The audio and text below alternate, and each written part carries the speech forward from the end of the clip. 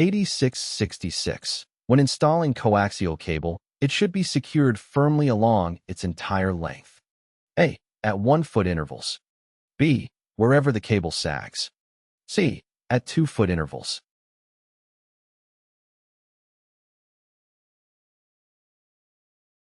The correct answer is C.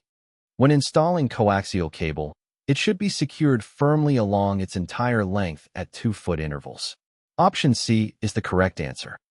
8667. When must the emergency locator transmitter, ELT, battery be replaced, other than reading the replacement date? A. When the transmitter has been in use for more than 1 cumulative hour. B. Must be replaced annually or if the 5G switch has been activated. C. When the transmitter has been tested more than 10 times.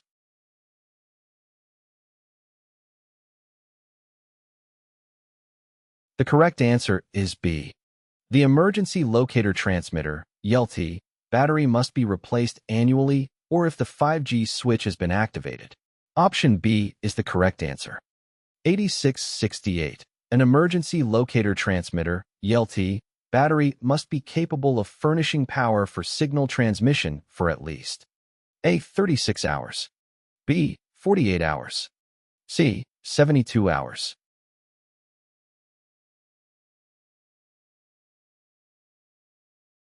The correct answer is B. An emergency locator transmitter, ELT, battery must be capable of furnishing power for signal transmission for at least 48 hours. Option B is the correct answer. The purpose of an ELT is to transmit a distress signal in the event of an aircraft emergency.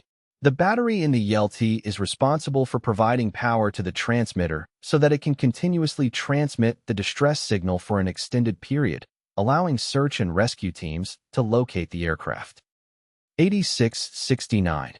The preferred location of an EUT is A. As far forward as possible, but aft of the firewall.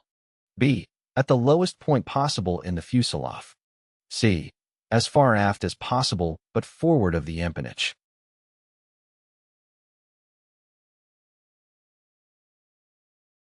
The correct answer is A.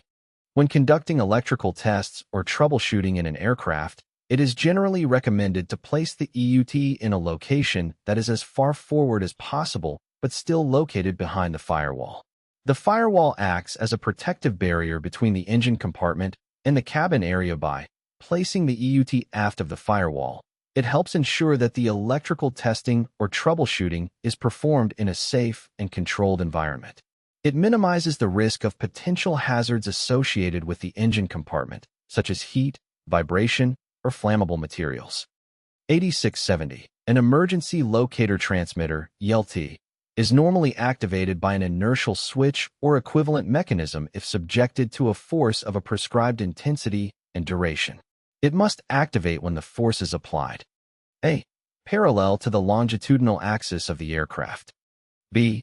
Parallel to the vertical axis of the aircraft. C. In any direction relative to the aircraft axis.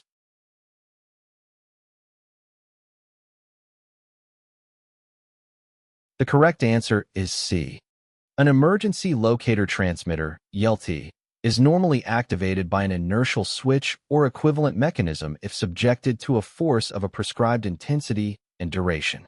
It must activate when the force is applied in any direction relative to the aircraft axis. Option C is the correct answer. The purpose of an ELT is to activate and transmit a distress signal in the event of an aircraft emergency. To ensure timely activation, ELTs are equipped with an inertial switch or similar mechanism that detects significant forces associated with an impact or crash.